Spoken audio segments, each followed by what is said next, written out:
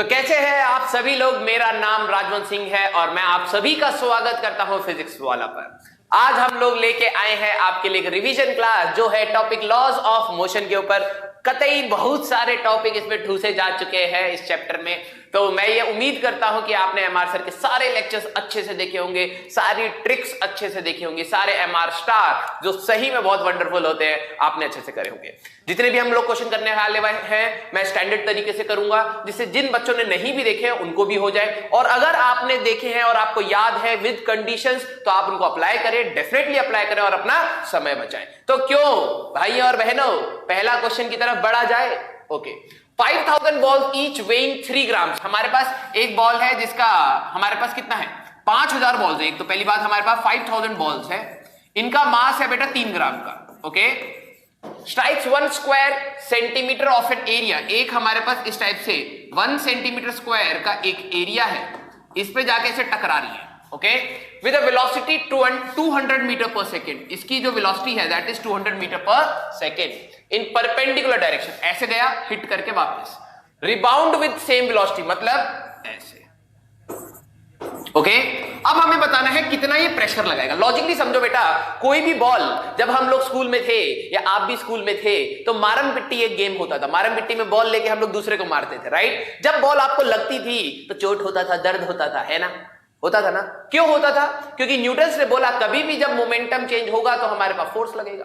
वो बॉल आ रही है किसी वेलोसिटी से और आपके शरीर के साथ टकराती है तो हमारे पास मोमेंटम, वेलोसिटी चेंज हुआ तो मोमेंटम चेंज हुआ, कुछ टाइम में होगा तो फोर्स लगेगा। तो ऐसे ही हम लोगों ने 5000 बॉल्स हम लोग इस पे फेंक रहे हैं। देखो 5000 बॉल्स ईच वेइंग 3 ग्राम, स्ट्राइक्स 1 स्क्वायर सेंटीमीटर एरिया दे दिया पर सेकेंड इन 1 सेकेंड। ठीक है, तो अच्छा हमारे पास जरा देखो, ये जब टकराएगा तो चेंज इन मोमेंटम कितना हो जाएगा। Change in momentum of one ball अगर हम लोग ध्यान से देखें बेटा तो दैट विल बी 2 mv। क्योंकि पहला इनिशियल मोमेंटम की बात करोगे तो mv आई कैप में है, ठीक है, v भी तो लगाना है रे, mv आई कैप में है, और फाइनल मोमेंटम बेटा नेगेटिव डायरेक्शन में है, माइनस mv आई कैप में है। तो चेंज इन मोमेंटम हो गया हमारे पास 2 mv का, ठीक है, माइनस आई कैप इस टाइप से हो गया। अगर हमारे पास एक बॉल में इतना चेंज है तो हमारे पास 5000 बॉल्स के लिए चेंज इन मोमेंटम कितना होगा, चेंज इन मोमेंटम तो 5000 गुना हो जाएगा,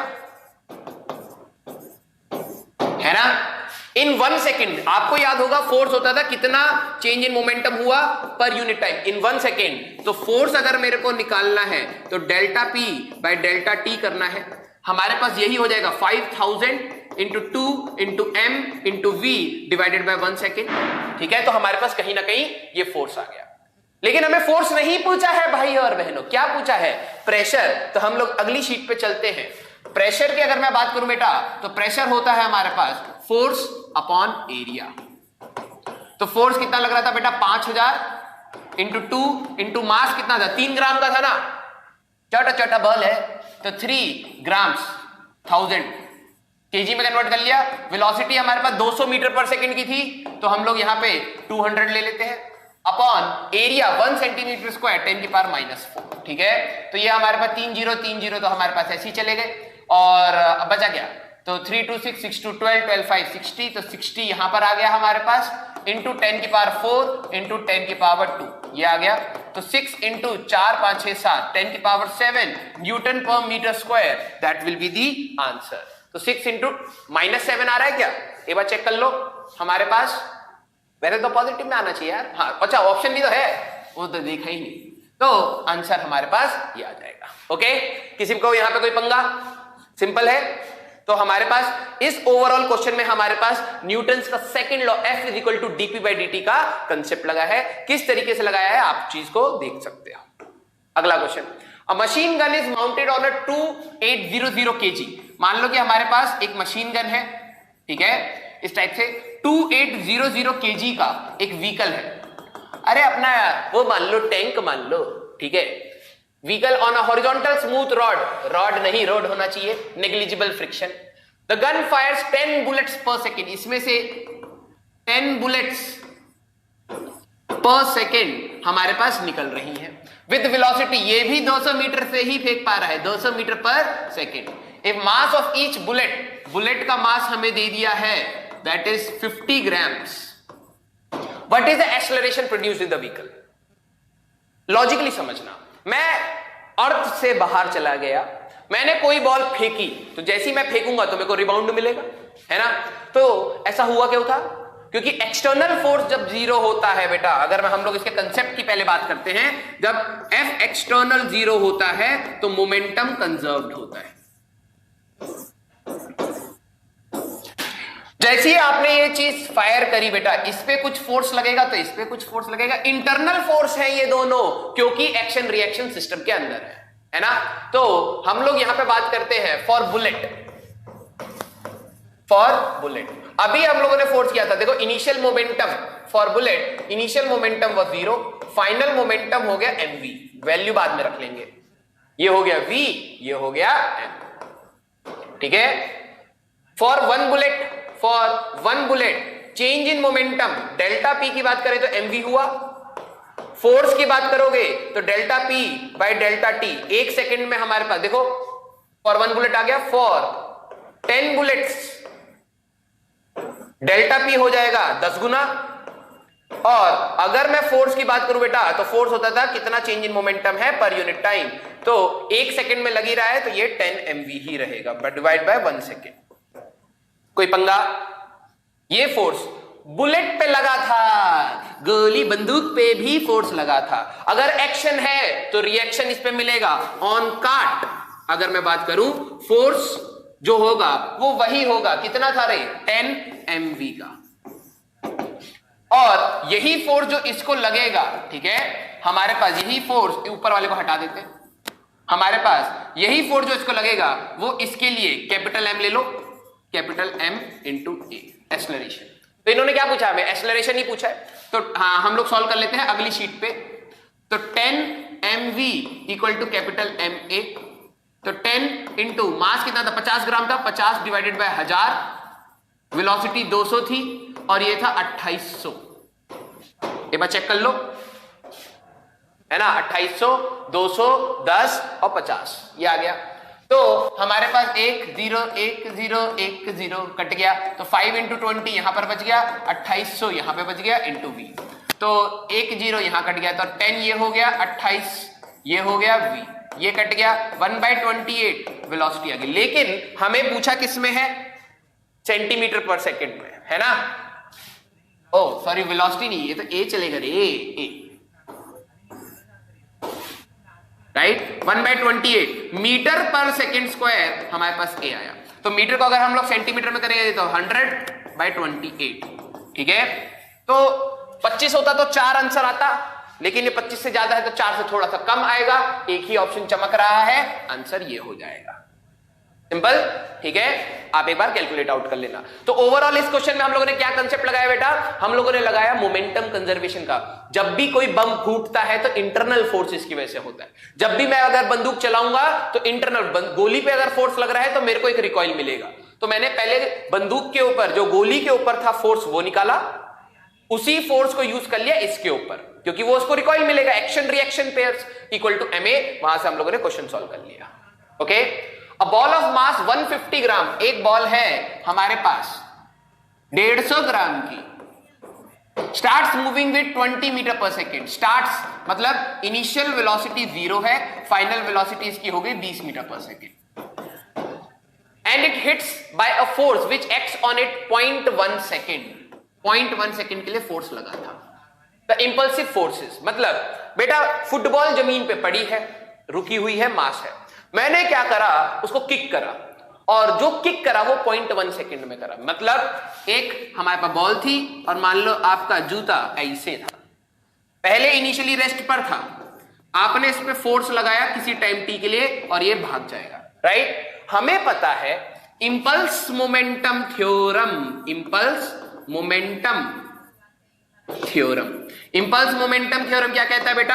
हमारे पास force into time is equal to P2 minus P1 sigma.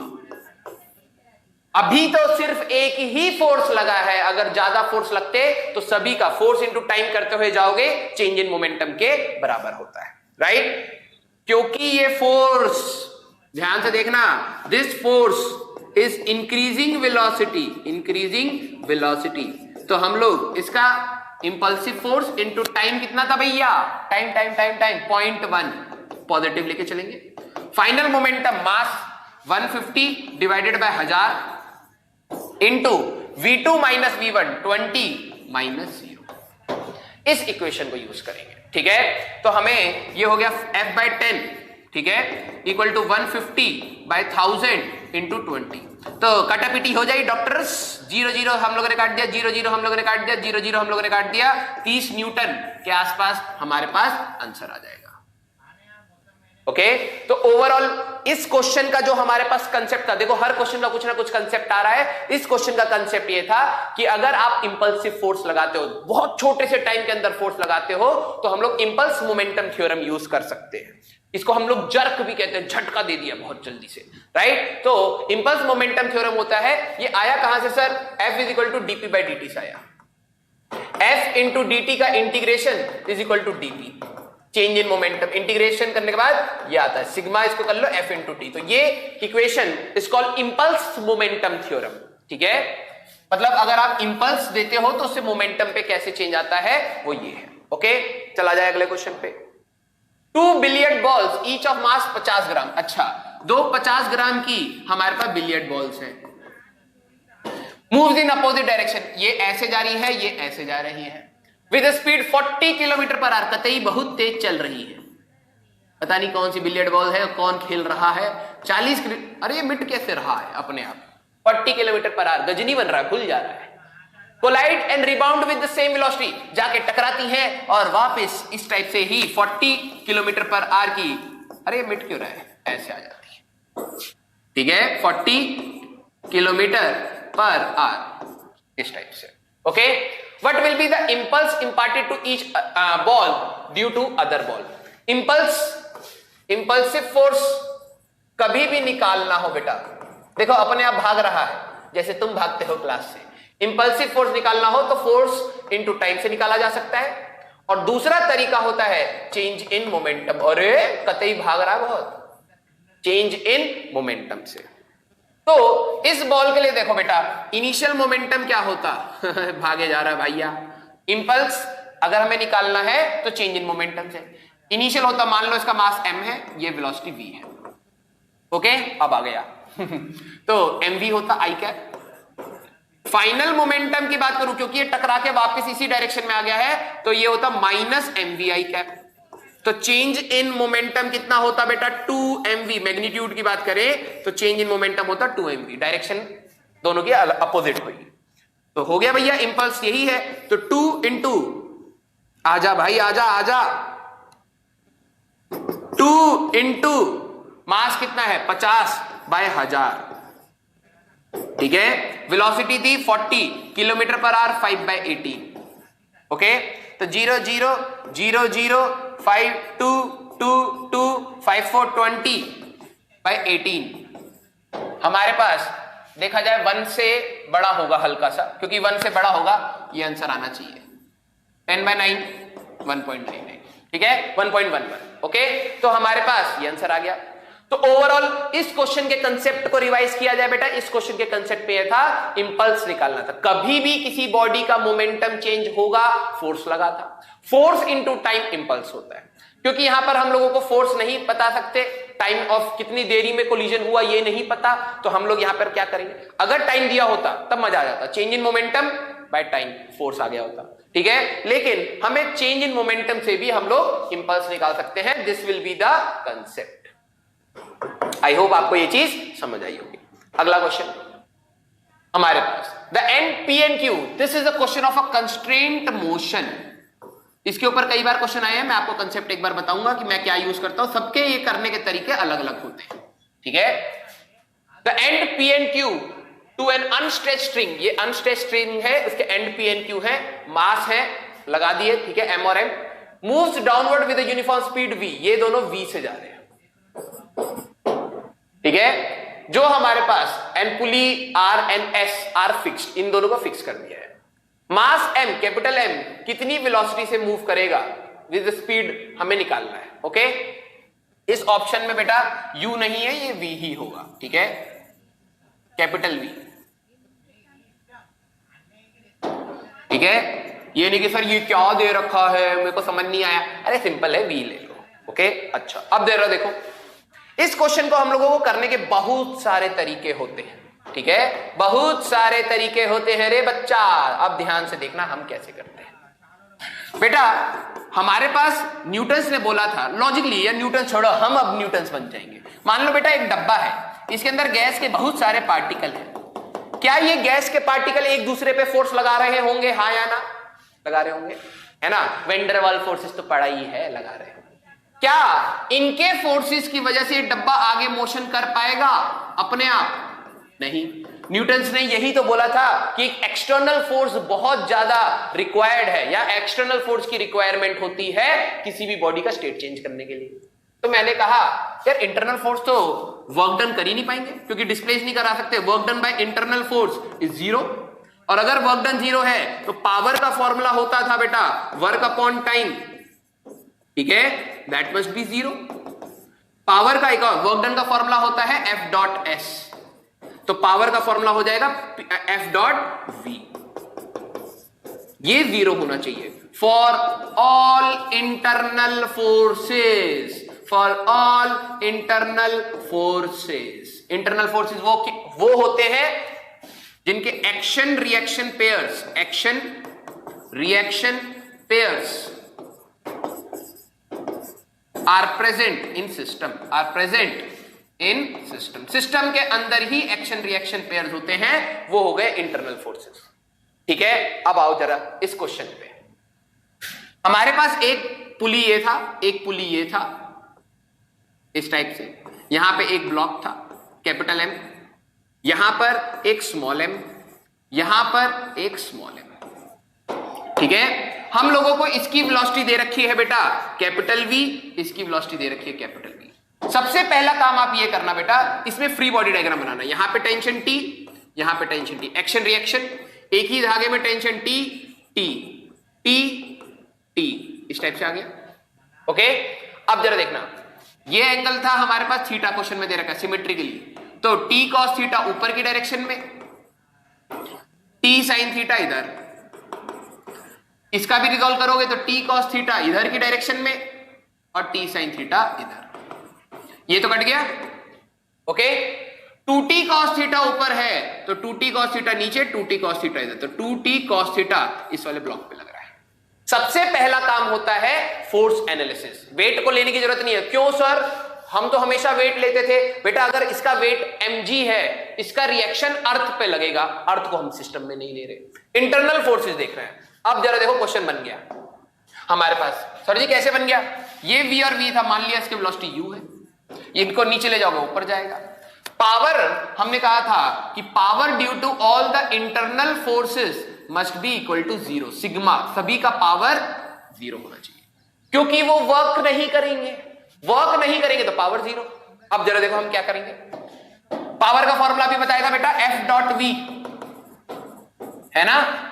Force ऊपर लग रहा है, वेलोसिटी नीचे है, तो T इंटू वी कॉस 180, याद है ना? एफ वी कॉस थीटा हो जाएगा रे पावर। टेंशन के लिए करना है, क्योंकि टेंशन ही इंटरनल फोर्स है। जरा देखो, एक्शन रिएक्शन, एक्शन रिएक्शन है, एक्शन रिएक्शन है, एक्शन रिएक्शन है, एक्शन रिएक्शन है, एक्शन रिएक्शन है, ये सारे सिस्टम के अंदर एक्शन रिएक्शन है, तो टेंशन एक इंटरनल फोर्स है, उसका वर्क डन जीरो है, उसका पावर जीरो है। पावर का फॉर्मूला एफ डॉट वी या एफ वी कॉस थीटा होता था। तो जरा देखो, टेंशन वेलोसिटी, इनके बीच का एंगल कितना है भाई? एक ऊपर एक नीचे, 180, तो टीवी कॉस 180। एक टेंशन ऊपर वेलोसिटी नीचे, प्लस टीवी कॉस 180, प्लस इस वाले ब्लॉक पे टेंशन 2t cos थीटा ऊपर है, 2t cos थीटा इधर है, वेलोसिटी u है, मान लिया हम लोगों ने, इक्वल टू 0। समझ गए? सर इनके बीच में एंगल थीटा नहीं, जरा देख लो, इसको इस टाइप से लिखा है, plus 2t cos theta into u into cos 0। Okay इनके बीच का एंगल वेलोसिटी और टेंशन के बीच का एंगल 0 है। तो अब जरा देखो cos 180 minus 1 TV minus TV plus 2t cos theta equal to 0 और 2tu, रुको साफ सुथरा लिख रहे हैं, TV minus minus TV plus 2tu cos theta equal to 0।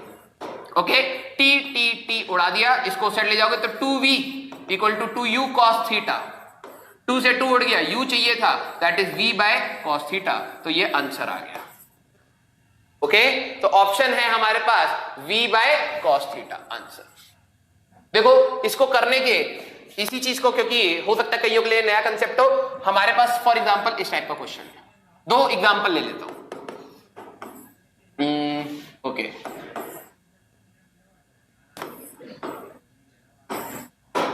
आधे बच्चे पुलिस को देखते ही डर जाते हैं, डरना नहीं है रे। मान लो उन्होंने कहा हम लोग इसको 10 मीटर पर सेकेंड की स्पीड से लेके जा रहे हैं, तो इसकी स्पीड क्या होगी, इस टाइप से दे दिया। आधे बच्चे इस क्वेश्चन को देख के कहेंगे यार ये तो होगा नहीं, दो पुली उसमें भी धागा फूगा इस टाइप से घुमा रहे हैं। सिंपल, वेट होंगे, एक्शंस होंगे, लेकिन रिएक्शन सिस्टम में नहीं है, हटा दो। एक ही धागा है, tension T T T T T T T bus, और यहां पे भी टी। देखो हर एक्शन के लिए रिएक्शन है, यहां पे टी टी है तो यहां पे 2t हो जाएगा, यहां टी टी है तो यहां पे 2t हो जाएगा। ओके अब जरा देखो यहां पे टी टी है तो यहां पर 2t हो जाएगा। इस वाले ब्लॉक पे 4t इधर लगा और इस वाले ब्लॉक पे 2t इधर से, t इधर से, 3t इधर लगा। इसकी वेलोसिटी 10 मीटर पर सेकेंड और इसकी वेलोसिटी v हमें नहीं पता। हमें पता है कि power due to internal force का वैल्यू 0 आएगा, sigma power, and this is equal to nothing but fv cos theta, वो 0 होना चाहिए, राइट। कर दो भाई, 4t इंटू v, इनके बीच का angle 0 cos 0 plus 3t into 10 cos 180 must be equal to 0। बस हो गया क्वेश्चन, t से t उड़ा दो, ठीक है। तो 4v प्लस 30 cos 180 माइनस 1, पूरा ही उड़ेगा ये, हाँ, इक्वल टू 0। तो v equal to 30 by 4, 15 by 2, that will be the answer. Simple. तो बेसिकली आपको फ्री बॉडी डायग्राम बनाना है, उसके बाद आप इस चीज को सॉल्व कर सकते हैं। पुली वाले क्वेश्चंस में भी आप आराम से कर सकते हो। फॉर एग्जांपल एक खतरनाक सा ले लेते हैं जिसको देखते ही बच्चे कहे अरे यार ये तो हो ही गई ही नहीं। अब देखो कितना आसान है।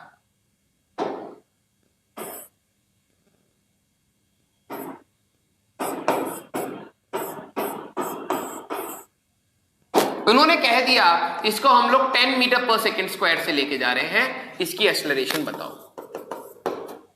इस टाइप से क्वेश्चन मींस एक की एक्सेलरेशन देके दूसरे के बारे में पूछा जाए, तो कैसे करेंगे। सबसे पहले टेंशन, बेटा ये धागा सेम है, इधर अगर मैं टेंशन टी ले रहा हूं, टी, यहां पे भी टी, यहां पर भी टी, यहां पर भी टी, यहां पर भी टी, इस पे आ जाएगा 2t 2t। इसमें तो कोई पंगा नहीं ना भाई, है ना। एक्शन इस धागे में, एक ही धागे में टेंशन सेम रहता है, तो अगर मैं इधर टी ले रहा हूं तो टी और टी, टी और टी, पुली के ऊपर 2t है तो नीचे भी 2t, ब्लॉक पे 2t। इस वाले ब्लॉक पे टोटल फोर्स आ गया 4t, इस वाले ब्लॉक पे टेंशन आ गया t। इसकी एक्सेलरेशन 10 मीटर पर सेकंड स्क्वायर दे रखी है, ठीक है। हमें इसकी एक्सेलरेशन निकालनी है। अब जरा देखो, या तो समझ सकते हो इंटरनल फोर्स हमारे पास वर्क डन नहीं कर सकते, तो हम लोग मान लेते हैं इसकी वेलोसिटी जैसे मान लो v1 है, ठीक है, इसकी वेलोसिटी v2 है। पहले वेलोसिटी के टर्म्स में आ जाओ। हमें पता है बेटा सिग्मा पावर मस्ट बी 0, तो t v1 cos 180, इनके बीच का एंगल cos 180 इक्वल टू, या फिर प्लस उधर हो जाएगा 4t v2 cos 0 must be equal to 0। यही आता है ना। एंगल देखना, टेंशन वेलोसिटी नीचे है 180, टेंशन वेलोसिटी v2 cos 0, तो ये टी उड़ाने के बाद v1 प्लस t उड़ाने के बाद 4v2 इक्वल टू v1, ये आ गया, ठीक है। हमें तो v2 की बात करें तो v1 बाय 4, लेकिन सर हमें तो वेलोसिटी नहीं एक्सेलरेशन दे रखी है। डिफरेंशिएट कर लो एक बार, इसका बन जाएगा a2 equal to a1 bye 4। a1 था 10 5/4 5/2 आंसर, मतलब इसका एक्सेलरेशन होगा 5/2। तो आप देख सकते हैं बेटा कंस्ट्रेंट मोशन के क्वेश्चंस मैंने 2 एग्जांपल ले लिए, एक क्वेश्चन ले लिया, 3 क्वेश्चन हम लोगों ने कंस्ट्रेंट के करे, एक ही concept net power by all the internal forces 0 करके हम लोग क्वेश्चन सॉल्व कर सकते हैं। ओके, चला जाए अगले क्वेश्चन पे। The acceleration of the system of 2 bodies over wedge, एक हमारे पास वेज दे दिया है, एक साइड का एंगल 30 डिग्री, एक साइड का एंगल 60 डिग्री। ओके, हमारे पास यहां पे एक ब्लॉक बना दिया है, एक यहां पे एक ब्लॉक बना दिया है, दोनों के बीच में धागा इस टाइप से कनेक्ट कर दिया है। M2 कुछ दे रखा है क्या? अच्छा, M2 हमें दे रखा है 5 kg और M1 हमें दे रखा है 3 kg। ऑल्दो इसका एक्सेलरेशन, पहले तो मैं फ्री बॉडी डायग्राम बना दूं, ठीक है। हमारे पास इसका 5G नीचे होता, 5G का cos 60 इधर होता और 5G का sin 60 इधर होता, नॉर्मल इधर होता, एक ही धागा है तो टेंशन और टेंशन इधर होता, राइट। 3G बिल्कुल नीचे होता, 30 डिग्री की वजह से 3G cos 30 इधर होता, 3G sin 30 इधर होता और नॉर्मल रिएक्शन n प्राइम इधर होता। लेके जाने वाला फोर्स कौन सा है भाई? ये वाला। तो या तो इक्वेशन लिख लो भाई, 5G sin 60 minus T equal to 5A, उसका इक्वेशन बनता T minus 3G sin 30 equal to 3A। Add करोगे तो हमारे पास आ जाएगा बेटा 5G sin 60 minus 3G sin 30 equal to 8A। और अगर मैं A की बात करूं बेटा तो यह आ जाएगा 5G sin 60 minus 3G sin 30 upon 8, ये आ गया, राइट। इसको आप अलग तरीके से भी याद कर सकते हो, वो क्या है? ले जाने वाला फोर्स कौन सा है? ये। अपोज करने वाला फोर्स कौन सा है? ये। इन दोनों को ध्यान देना, लेके ये जा रहा है तो this minus opposing force upon total mass, acceleration आप ये लिख सकते हो, ठीक है, F bigger minus F smaller upon M total. सीधे भी लिख सकते थे, अगले क्वेश्चन में हम लोग सीधे लिखेंगे, ठीक है। तो एक्सेलरेशन की वैल्यू निकाल लेते हैं। A की बात करें तो बेटा 5G sin 60 minus 3G sin 30 upon 8, तो 550 sin 60 √3/2 माइनस 30 इंटू 1/2 अपॉन 8, ठीक है। तो 25 √3 माइनस 15 अपॉन 8, यही तो आएगा, ठीक है। तो इसको सॉल्व कर लेना भाई, आंसर देखना क्या आता है, हम लोग कैलकुलेशन पे नहीं, ठीक है। मोस्ट प्रोबेबली इसका आंसर मुझे जहां तक याद आ रहा है शायद ये है, ठीक है, 3.39 के आसपास आएगा, 3.39 के आसपास। एक बार चेक कर लेना, अगर गड़बड़ आए तो ग्रुप में मैं एडिड हूं, आराम से मैसेज कर सकते हो कि सर ये कैसा है। मेन हमें देखना है कंसेप्ट, ठीक है, कि हम लोग क्या कंसेप्ट लगा रहे हैं। इस क्वेश्चन को उठाने का मेन कंसेप्ट हमारे पास ये था कि मैं आपको बता पाऊं वेज के अलोंग या पुली के अलोंग भी जो लेके जा रहा है वो वाला फोर्स माइनस अपोज करने वाला फोर्स टोटल फोर्स बन गया, ठीक है, मोशन के लिए, upon total mass of the system that will give us the acceleration. तो हमारे पास एक्सेलरेशन वहां से आ जाएगा। ओके, अगला क्वेश्चन हमारे पास ब्लॉक्स इस टाइप से कनेक्टेड है। Okay, a force F newton is applied as shown in the figure. यहां पे आपने F न्यूटन लगा दिया है। Find the tension in the string between B and C, मतलब हमें T2 की वैल्यू हमें बतानी है। Okay, friction force is negligible. अब जरा देखो, मैं इसका फ्री बॉडी डायग्राम बनाता हूं। M3 का खुद का वजन होता है M3G। अच्छा, सभी का मास 8 है तो 8G OG, ये है हमारे पास नॉर्मल C का, ठीक है। यहां पे tension T, action reaction. Okay, धागा हमेशा पुल फोर्स लगाता है। आप किसी को धागा बांध के धक्का नहीं दे सकते बेटा, हाँ या ना, है ना। ऐसा थोड़ा कभी देखा होगा कि धागा बांधा भैंस में और भैंस को धक्का दे दिया, नहीं हो सकता, राइट। भैंस को खींच सकते हो और भैंस को खींचोगे तो भैंस तुम्हें फिर पीटेगी। तो यहां पे टेंशन T, एक धागे में हमेशा एक ही टेंशन होता है, तो यहां पे T2 ले लो, क्या जा रहा है क्वेश्चन में जो दिया है, और यहां पे हम लोग लेंगे T1। इसका खुद का वजन होगा 8G और नॉर्मल रिएक्शन NB। यहां पर होगा 8G, यहां पे नॉर्मल रिएक्शन होगा NA और यहां पे फोर्स। अगर मैं देखूं बेटा, पिछले क्वेश्चन में मैं आपको बता चुका था, एक्सेलरेशन लिखना हो तो टोटल फोर्स ले जाने वाला अपॉन टोटल मास कर दोगे तो आ जाएगा। इसको ले जाने वाला फोर्स कौन सा है? वजन, वजन, नॉर्मल रिएक्शन या ये वाला फोर्स? सर ले जाने वाला फोर्स तो F था, मैंने कहा बहुत सही, टोटल मास कितना हो जाएगा 8 इंटू 3, ठीक है, तो F पे 8 3 24, ये हो गया एक्सेलरेशन। अब सीधे लिख लिया, ये तो अलग अलग इक्वेशन लिखते हैं। ये वाला पार्टिकल ए एक्सेलरेशन से चल रहा है, ये भी ए से चल रहा है, ये भी ए से चल रहा है, हाँ या ना, सब कनेक्टेड है, ओके। तो इसके लिए इक्वेशन लिख लो। तो इसके लिए होता फॉर M3, मैं कहता यही फोर्स T2, इसके लिए M3 इंटू ए बनेगा। तो T2 मास था 8, ये है F by 24, तो F by 3 that will be the answer. तो ऑप्शन ढूंढो भैया। ये क्वेश्चन का लेंथ देखो 2 या 3 लाइन, फ्री बॉडी डायग्राम नहीं भी बनाते तो आपको समझ आ जाना चाहिए था कि हमारे पास ले जाने वाला फोर्स ये है, ओके। तो इस क्वेश्चन का कंसेप्ट ये था, मैंने क्वेश्चन ये इसलिए उठाया बेटा कि आपको बता पाऊं एक्सेलरेशन ऑफ द सिस्टम लिखने के लिए टोटल एक्सटर्नल फोर्स। देखो न्यूटन ने यही कहा था, एक्सटर्नल फोर्स बाय मास। भाई ये एक्शन रिएक्शन ये तो अंदर हो गए, है ना। हमारे पास एक्सटर्नल फोर्स जो मोशन करा रहा है दैट इज F, राइट। तो फोर्स बाय मास करके एक्सेलरेशन निकाला और इस वाले पार्टिकल के लिए इक्वेशन लिख ली, ओके। अगला question, sand is being dropped on a conveyor belt. एक कन्वेयर बेल्ट है इस टाइप से और ये दौड़े जा रही है, ऐसे कन्वेयर बेल्ट चल रही है एट द रेट, और तुम बिल्कुल खाली हो, इस पे सिर्फ मिट्टी गिरा रहे हो, गंदगी फैला रहे हो, जो आदत है हमारी इंसानों की आदत है हर जगह गंदगी फैलाना। कोई भी जानवर इतनी गंदगी नहीं फैलाता और जितना इंसान फैलाता है, बल्कि जहां पे गोबर पड़ा हो वहां पे जाके इंसान कहेगा ओहो कितनी गंदगी है, और पूरी धरती गंदगी फैला रखी है वो नहीं देखता। चलो छोड़ो, इंसान नहीं सुधरेगा, हमें एटलीस्ट क्वेश्चन तो सुधार ले। Sand is being dropped on a conveyor belt, ऐसे मिट्टी डाली जा रही है of the rate m kg per second, इतना kg पर सेकेंड।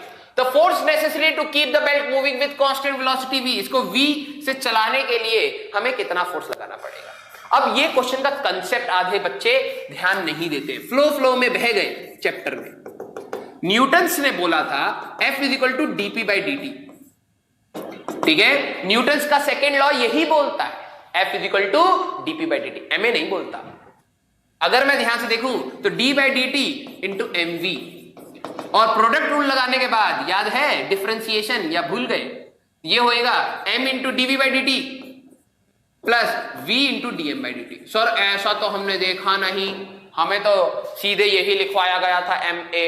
बेटा जिन सिस्टम में जो अभी तक आप डील कर रहे हो, ब्लॉक, एक इंसान, काट, ये सारी चीजों में मास चेंज ही नहीं हो रहा, ठीक है। ब्लॉक मूव कर रहा है, मास चेंज नहीं हो रहा। लेकिन यहां पर ध्यान से देखो बेटा, वेलोसिटी कांस्टेंट है, यहां पे वेलोसिटी कांस्टेंट है और वो कह रहा है कि वेलोसिटी कांस्टेंट होने के लिए फोर्स बताओ। आधे बच्चे कहेंगे सर 0 ऑप्शन, क्योंकि वेलोसिटी कांस्टेंट है। अरे भाई ये वो क्वेश्चन नहीं है, यहां पे वेलोसिटी कांस्टेंट होने की वजह से ये वाला पार्ट 0 हो गया, लेकिन v into dm by dt is the force. Remember this, ये रॉकेट में भी यूज होता है, रॉकेट प्रोपल्शन, ठीक है। तो यहां पर अगर हम लोग फोर्स की बात करें तो velocity into rate of change of mass, velocity constant थी, कितना मास कितने टाइम में चेंज हो रहा है m, तो आंसर आ जाएगा mv न्यूटन्स। इस क्वेश्चन को मैं स्टार मार्क कर रहा हूं ध्यान से, ओके। तो इस क्वेश्चन में आपको क्या चीज सीखनी थी, F is equal to ma हमारे लिए उन सिस्टम्स के लिए वैलिड है जहां पे मास फिक्स होकर है। अगर मास सिस्टम में चेंज हो रहा है तो हमारे पास ये पूरा इक्वेशन हमारे पास इस टाइप से देखा जाता है, ओके। इस क्वेश्चन में वेलोसिटी कांस्टेंट होने की वजह से ये वाला पार्ट उड़ गया, v into dm by dt बच गया। dm बाई dt था किस रेट से मास चेंज हो रहा है, वो दे रखा है m kg पर सेकेंड, चुपचाप डालो आंसर निकालो, ओके। अरे वाह ये तो राइम कर गया। The tension in the spring is, एक स्प्रिंग है भाई, ठीक है, एक स्प्रिंग है, उसको आप दोनों साइड से खींच रहे हो 5 न्यूटन और 5 न्यूटन से, तो स्प्रिंग के अंदर फोर्स कितना होगा। आधे बच्चे कहेंगे 5 से इधर खींचा है, 5 से इधर खींचा है, 0 तर कट गया, ठीक है पहला। दूसरा सोचेगा कि यार 5 से इधर खींचा, 5 से इधर खींचा, दोनों साइड से खींचा है तो हमारे पास 10 हो गया होगा, ठीक है। नहीं बेटा, दिमाग लगाओ, दिमाग जो थोड़ा सा कम है, लेकिन कोई नहीं, धीरे धीरे इंसान का दिमाग ग्रो करता है। दीवार के साथ मान लो, ठीक है, मैंने इसको 10 न्यूटन से खींचा है और ये दीवार है हमारे पास, ओके। तो स्प्रिंग में इलॉन्गेशन होगा, नो डाउट स्प्रिंग के अंदर एक रीस्टोरिंग फोर्स बनेगा Fs और Fs। मैं दीवार पे बांध के खींच के रुका हुआ हूं, ठीक है, तो मैंने 10 न्यूटन लगा रखा है, तो रुका हुआ हूं मींस नेट फोर्स कितना होना चाहिए? 0। तो मैं दीवार पे बांध के खींच के रोक रखा है, मैंने 10 न्यूटन लगा रखा है, तो स्प्रिंग ने भी 10 लगाया होगा क्योंकि मैं तो रुका हुआ हूं। तो स्प्रिंग के अंदर फोर्स कितना हो गया? 10 न्यूटन। ये फोर्स हो गया 10 न्यूटन, एक्शन है तो रिएक्शन, ये दीवार पे भी 10 न्यूटन लगा रहा होगा। और क्योंकि ये वाला पॉइंट, अगर सिर्फ इस वाले पॉइंट की बात करूं, ये रुका हुआ है, तो इसने भी यहां पे 10 न्यूटन लगाया होगा। तो बेसिकली स्प्रिंग के अंदर का फोर्स 10 न्यूटन होता। इन दिस केस लिख देता हूं, इन दिस केस। तो वही चीज तो ये है भाई, स्प्रिंग को अगर आप 5 न्यूटन से दोनों साइड से खींचोगे और खींच के रोक के रखा हुआ है, तो नेट फोर्स 0 है ना। तो भाई हमारे पास स्प्रिंग फोर्स Fs और Fs ऐसे लगता, ये दोनों पॉइंट रुके हुए हैं, तो बेटा स्प्रिंग फोर्स की वैल्यू 5 न्यूटन की होती, ठीक है। Answer 5 Newton, that will be the answer.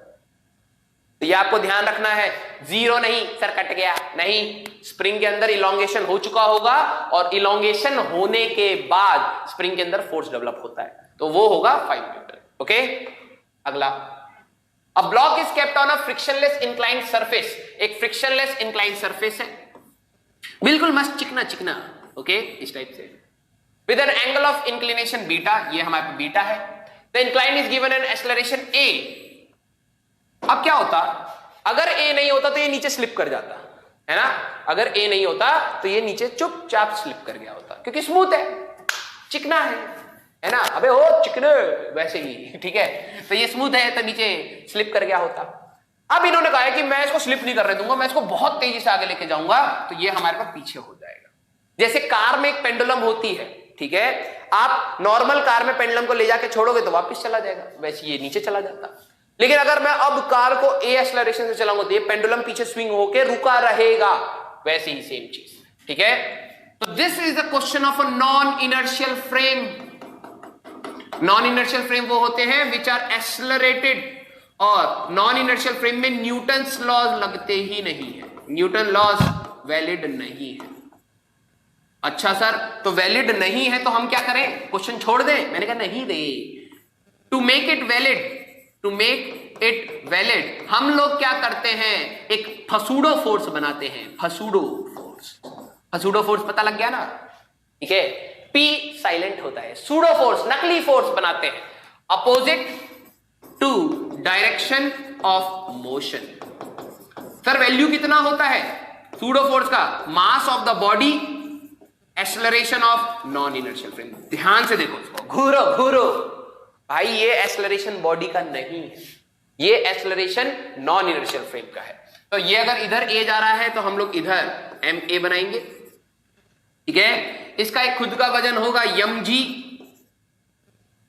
ये हमारे पास नॉर्मल की लाइन, अगर ये बीटा है तो ये बीटा हुआ, तो mg cos बीटा इधर होएगा और mg sin बीटा इधर होगा, है ना। नॉर्मल रिएक्शन इधर होगा, और कलर चेंज कर लें क्या, कौन सा कर लेते हैं, पिंक कर लेते हैं, चलो इसको रिजॉल्व करूं। जरा देखो ये बीटा है तो ये वाला एंगल बीटा हुआ, तो यहां पर हमारे पास होगा ma cos बीटा और यहां पर होगा ma sin बीटा, हाँ या ना। सर आपने इंक्लाइन के अलोंग ही क्यों रिजॉल्व किया? इंक्लाइन के अलोंग ही मोशन होने वाला है, तो हम लोग इंक्लाइन के अलोंग ही रिजॉल्व करेंगे। जिस भी डायरेक्शन में मोशन होगा उसी डायरेक्शन में आप रिजॉल्व करिए। तो भाई हमारे पास फॉर रेस्ट, अगर ये रुका हुआ है तो वो तब होगा जब ये वाला वैल्यू इसके बराबर हो जाए। तो mg sin अल्फा या sin beta equal to ma cos beta के बराबर, a equal to g tan beta आ गया।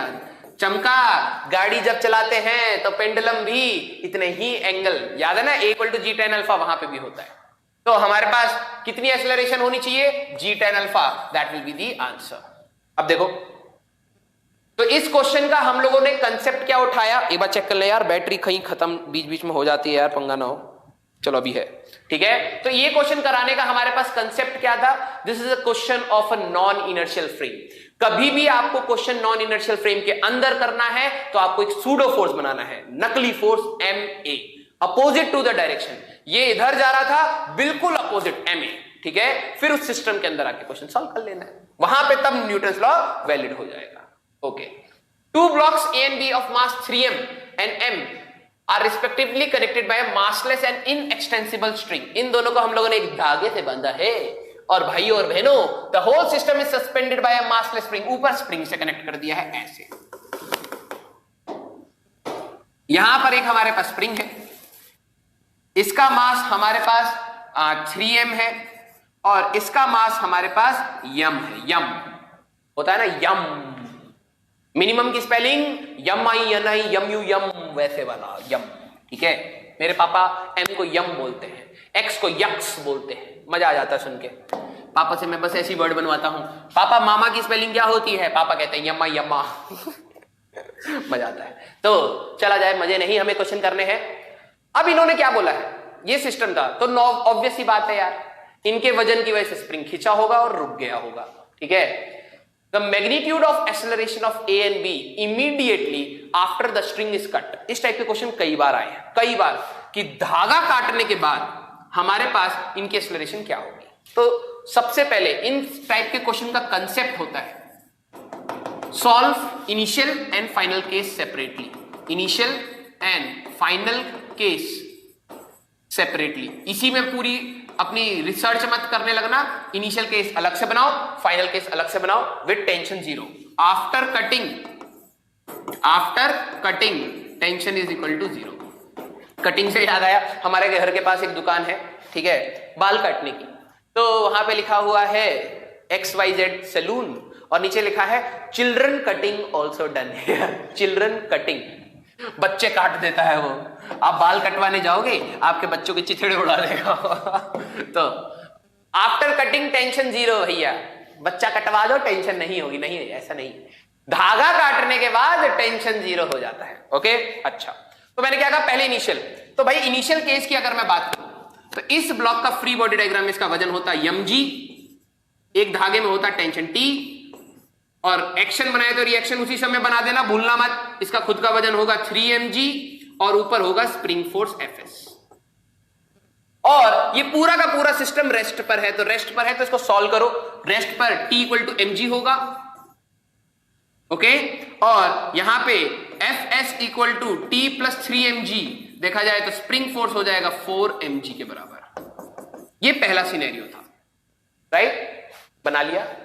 फाइनल सिनेरियो अगर मैं बात करूं बेटा, अगला प्लस शीट पे चलते हैं। अब हमने क्या करा, स्प्रिंग को काट दिया, स्ट्रिंग को काट दिया, sorry, m। Just after string is cut, जैसे ही मैंने स्ट्रिंग को कट करा टेंशन जीरो हो जाएगा। तो अब टेंशन नहीं बनाना। अब जरा देखो, इसका खुद का वजन होता है mg, इसका होता वजन 3mg, और ऊपर स्प्रिंग फोर्स लगा हुआ था जो था 4mg का, है ना। पिछले वाले केस में स्प्रिंग फोर्स 4mg आया था, वो तो लगा हुआ है, मैंने धागा काट दिया, धागा काटते ही टेंशन जीरो हो गया। अब जरा देखो इस ब्लॉक को, भाई इसमें वजन लग रहा है, तो ये तो नीचे जाएगा एक्सेलरेशन a से, mg must be equal to ma, ठीक है। a की बात करें तो g, ये मतलब g एक्सेलरेशन से सीधे गिरना स्टार्ट हो जाएगा। इसकी बात करी जाए, ऊपर लग रहा है 4mg के वेट, ठीक है, 4mg टाइम्स या 4 टाइम्स वेट ऊपर, नीचे लग रहा है 3 टाइम्स वेट, तो इसका एक्सेलरेशन a प्राइम मान लो। तो ये कितना हो जाएगा बेटा हमारे पास, ऊपर ले जाएगा 4mg minus 3mg equal to m, इसका मास कितना था 3ma प्राइम, राइट। तो ये हो जाएगा g equal to 3ma prime, ओ m हट गया ना, 3a प्राइम, a की प्राइम की बात करें तो g/3, ये ऊपर जाएगा g/3 से और ये नीचे जाएगा g से। ऑप्शन ढूंढ लो आप, ठीक है, g/3 एंड g, ये आंसर आ गया। तो इस क्वेश्चन का कंसेप्ट, कभी भी धागा कटेगा तो टेंशन जीरो होगा। तो इनिशियल सिस्टम बनाएंगे नॉर्मल एनालिसिस, फाइनल सिस्टम बनाएंगे नॉर्मल एनालिसिस, बस धागा tension t equal to zero कर लेना। ठीक है, इसी टाइप से कुछ आगे क्वेश्चन आएंगे। एक स्फेयर है, उसमें से ब्लॉक कब गिरेगा, वर्टिकल सर्कुलर मोशन में हम लोग करेंगे वर्क पार में। तो वहां पर जैसी कांटेक्ट लूज होता है तो नॉर्मल रिएक्शन 0 हो जाता है। तो उस टाइप के क्वेश्चन में हम लोग n = 0 डालेंगे। अच्छा, a uniform metal chain is placed on a rough table. एक हमारे पास रफ टेबल है, ओके, इस टाइप से रखी हुई है चेन, लटका रखी है। Rough table such that one end of the chain hangs downward from the edge of the table when 1/3, यहां पे L/3 है और यहां पे 2L/3 यहां पर होगा। ठीक है, टोटल लेंथ L है बेटा, अगर 1/3 यहां है तो 2/3 वहां पर होगा। 1/3 of the chain hangs over the edge and chain starts slipping.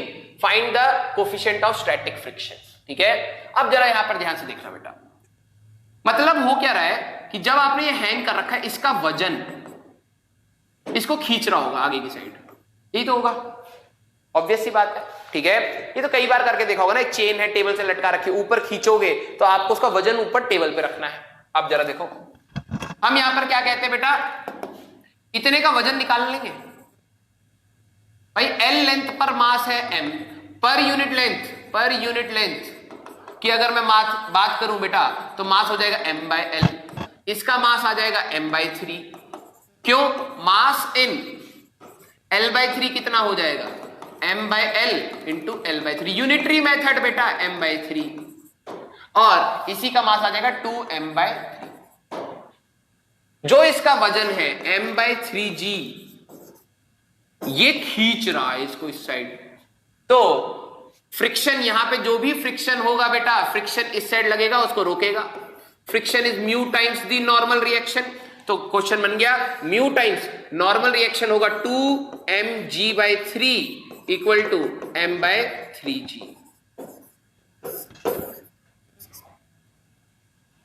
Sir ये कैसे आ गया नॉर्मल रिएक्शन, देखो तो यार, इसका मास इतना है तो वजन, इस वाले पोर्शन का अगर मैं वजन की बात करूं तो इसका पोर्शन का वजन होगा 2mg/3, नीचे नॉर्मल रिएक्शन ऊपर, तो n की वैल्यू 2mg/3, ये रख दिया, m/3 चला गया, g चला गया, म्यू की वैल्यू 1/2, म्यू की वैल्यू 0.5, आंसर होएगा, मार्क कर दो भाई।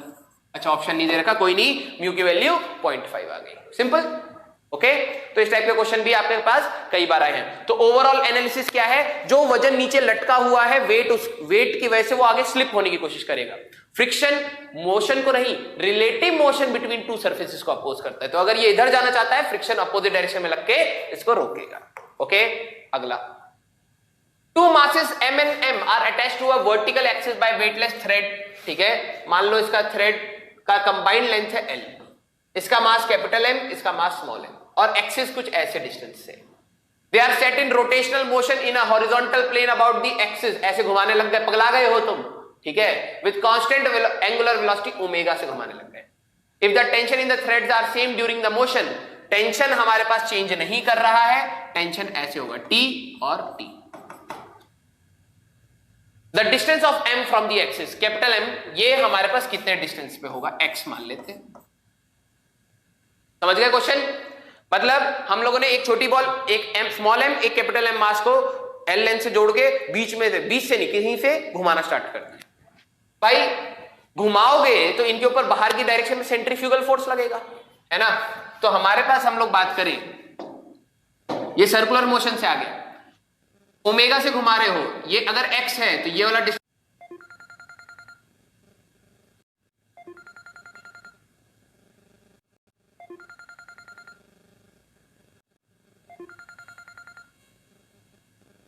-x, m मास के पार्टिकल पर सेंट्रीफ्यूगल फोर्स कितना लग रहा होगा बाहर की डायरेक्शन में, m, इसका radius r omega square, mr omega square, और यहां पे लग रहा होगा इसका टेंशन T। यहां पे जो कैपिटल M है बेटा, इस पे भी टेंशन T लगा होगा। सर क्यों लग रहा होगा, वो तो उस साइड है, अरे धागा एक है, जब धागा एक होगा तो टेंशन एक होगा ना रे। तो हमारे पास बैटरी चेक कर ले, पता लगे, बंद हो जाए। हाँ, तो धागा एक है तो टेंशन एक होगा, तो टेंशन एक है। इसका रेडियस हो गया x, तो बाहर लगेगा capital M x omega square. तो दोनों की इक्वेशन लिख लो, T equal to M into L minus x omega square, और उसकी हो जाएगी T equal to capital M X omega square, दोनों को इक्वेट कर लो तो m into L minus X omega square equal to oh oh oh छोटा m into L minus X omega square equal to M X omega square. ये खचा खचा dissection कर दिया हम लोगों ने, M L minus M X equal to M X, M बड़ा वाला उस साइड जाएगा तो यमल अपॉन यम प्लस यम।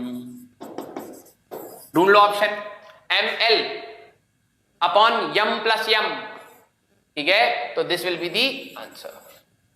कोई पंगा? सिंपल, ठीक है, यही तो पूछा ना कैपिटल एम वाले से, the distance of capital am from the axis. हाँ, तो एक्स लेके चल रहे हैं, एक्स रिपोर्ट कर दिया।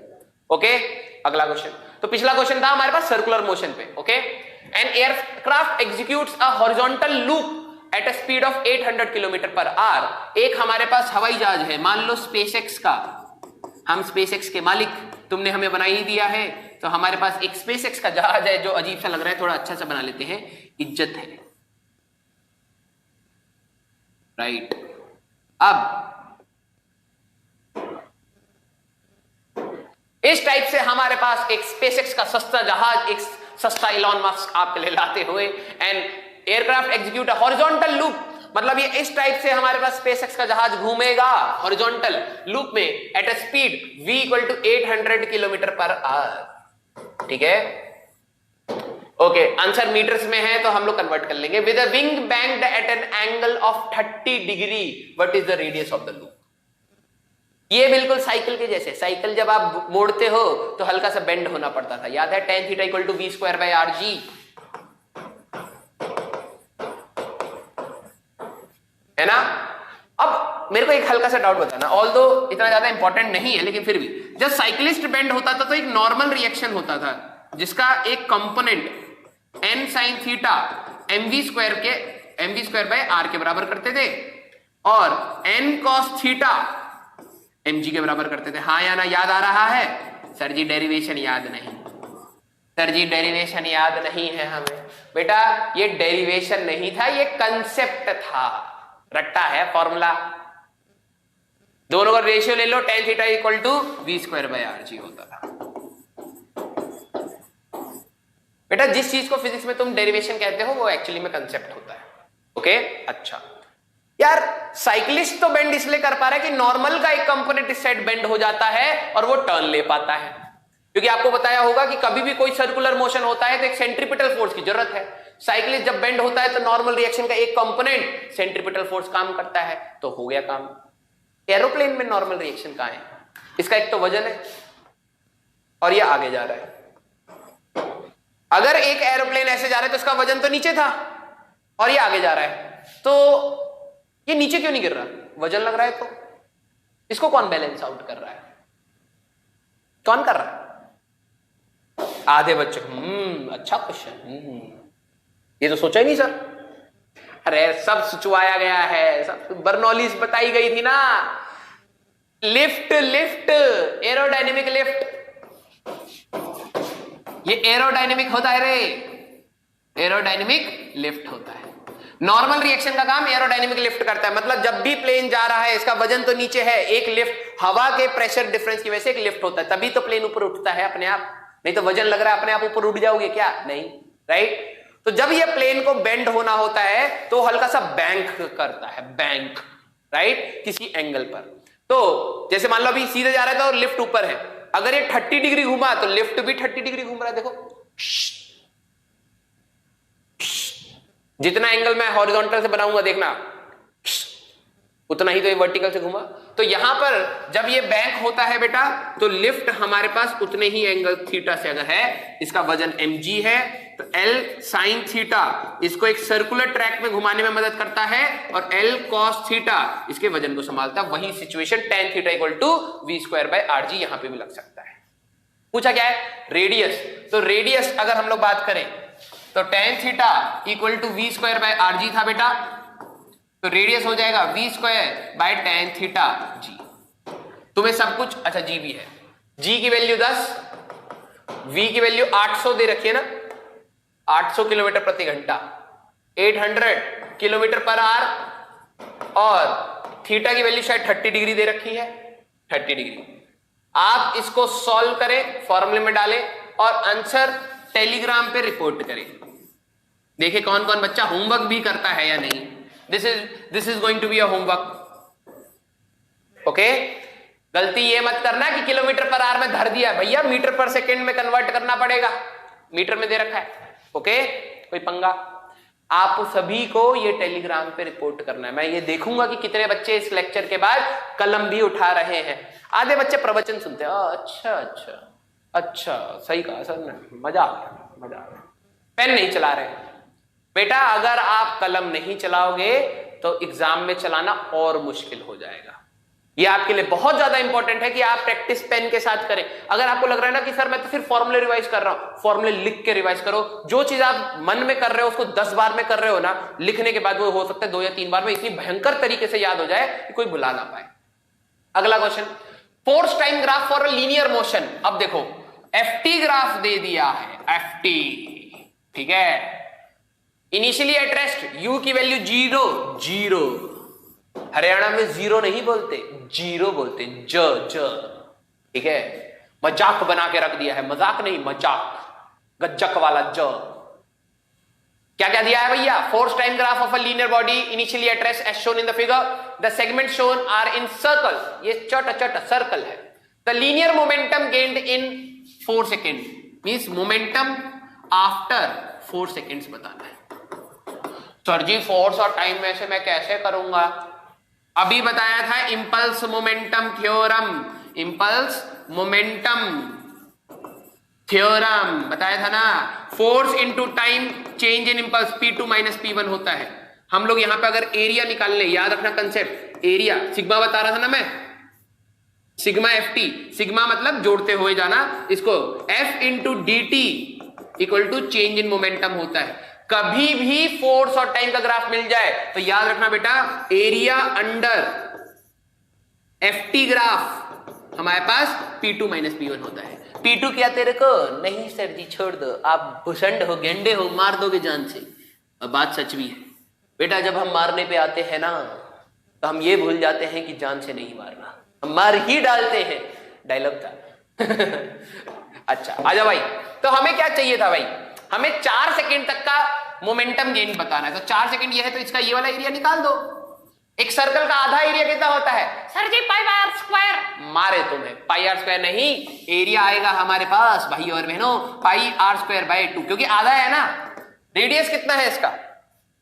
रेडियस था 2, तो हमारे पास पाई इंटू 2 स्क्वायर बाय 2, तो 2 पाई आ गया, राइट। यही होगा change in momentum. 2 pi will be equal to P2 minus P1। Initial momentum तो 0 था, particle at rest, particle initially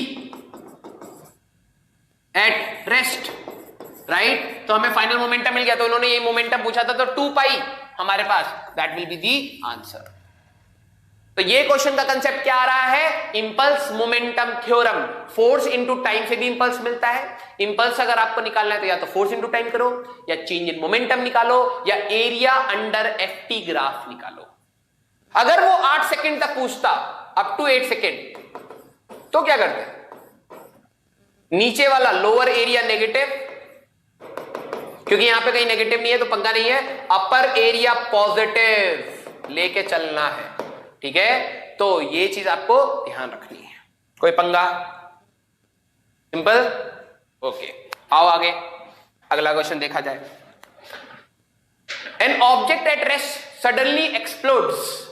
तुम आराम से बैठे हो और तुम्हें गुस्सा आ जाता है, यू एक्सप्लोड इन एंगर। वैसे जैसे होता है ना, तुम आराम से बैठे हो, अचानक गुस्सा आ गया, मम्मी ने हमें खाना अच्छे से नहीं बना के दिया, गुस्सा आ जाता है तुम्हें। जिंदगी मस्त चल रही है, आराम से खाना मिल रहा है, पापा मम्मी को लग रहा है बच्चा बहुत अच्छा डॉक्टर बनेगा, बच्चे सिर्फ यूट्यूब पे वीडियो देख के, मसाला देख के खुश हो रहे हैं, इधर उधर मस्ती चल रही है। बेटा किसी चीज को पाने के लिए किसी चीज को खोना भी जरूरी है, ओके। तो अगर आपको एक बहुत अच्छा डॉक्टर बनना है तो आपको for every action there is equal and opposite reaction, okay. अगर आपको एक बहुत अच्छा डॉक्टर बनना है तो आपको बहुत गंदी हरकतें नहीं करनी है।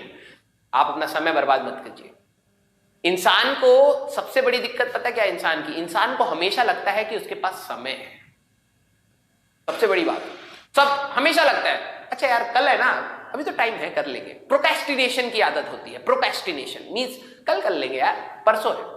ओलंपिक मेडल वाले को भी लगेगा अच्छा 4 साल बाद है, अभी तो कोई दिक्कत नहीं है। अरे ट्रेन छूट जाएगी, अरे नहीं छूटेगी भाई, 5 मिनट बैठो पकौड़ा खा के चलेंगे, अभी तो है टाइम है। इंसान की दिक्कत यही है। जैपनीज इसीलिए आगे निकल गए क्योंकि they are highly discipline with time. वो टाइम को मजाक में नहीं लेते। एंड इंडियंस इतना सब कुछ होने के बाद भी सबसे पीछे इसीलिए है क्योंकि हम टाइम को ही नहीं जानते। टाइम इज एवर फ्लोइंग बेटा, आपके पास समय कम होता रहेगा। प्लीज अगर आपको डॉक्टर बनना है तो इस समय को यूटिलाइज करिए। जो बच्चा टॉप करेगा आपके एग्जाम में, जो भी बच्चा, हो सकता आप ही हो, राइट, उसके पास भी उतना ही समय है आज के बाद जितना आपके पास, सभी के पास है। ऐसा नहीं भगवान कहेगा अच्छा ये बच्चा बड़ी मेहनत कर रहा है, ले बेटा तेरे को 1 घंटा और, ऐसा तो नहीं होगा ना, ये मिलेगा उसको, राइट। तो हम लोग बात करें बेटा, सबको टाइम बराबर मिला है, उसको यूटिलाइज ढंग से करें। जो ढंग से कर जाएगा वो रैंक निकाल ले जाएगा, वही अच्छा डॉक्टर बनेगा। और फिर तुम घटिया डॉक्टर बनोगे, तुम किसी का दांत उखाड़ के छोड़ दोगे और फिर जाना पड़ेगा उसको उसके पास, तो पैसे तो वही कमाएगा, तुम्हारा सारा गड़बड़ काम वही सुधारेगा। An object at rest suddenly explodes into 3 parts, 3 part में टूट गया। Mass ratio 2:1:1, 2 + 1 + 1 4। अगर मैं 4m मास ले लेता हूं, लेट मास इज 4m, ठीक है। अगर इसको 2:1:1 में ब्रेक करना है तो एक पार्टिकल हो गया 2m का, एक पार्टिकल हो गया m का, एक पार्टिकल हो गया m का, हो गया 2:1:1। तो कैसे करना होता है, जल्दी जोड़ दो, जो भी आया इनटू m मास ले लेंगे, okay. The part of equal masses move at right angle to each other with equal speed. मान लो कि ये हमारे पास इक्वल मास के 2 है mm, ये 90 डिग्री पर मूव कर रहे हैं, ऐसे v और v दे दिया with equal speed. The speed of the third part after explosion, तीसरा कहां गया होगा, जाने की डायरेक्शन नहीं पूछी, तीसरे की वेलोसिटी क्या होगा।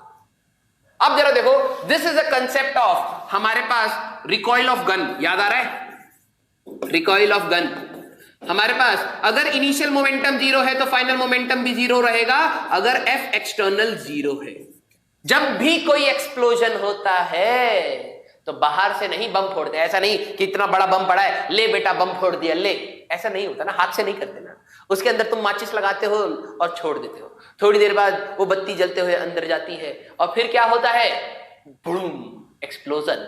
एक्सप्लोजन इंटरनल फोर्सेस की वजह से हुआ तो इसलिए मोमेंटम कंजर्व रहेगा पूरे सिस्टम का। अगर पहले ये रुका हुआ था बम, अगर ये दोनों इधर इधर जा रहे हैं तो तीसरे को कहीं ना कहीं इधर जाना पड़ेगा। क्यों सर, आपको कैसे पता इधर इधर क्यों नहीं जाएगा, जरा देखो, इसको भूल जाओ। इन दोनों का मोमेंटम, इसका मोमेंटम होता है mv इधर, इसका मोमेंटम होता है mv इधर।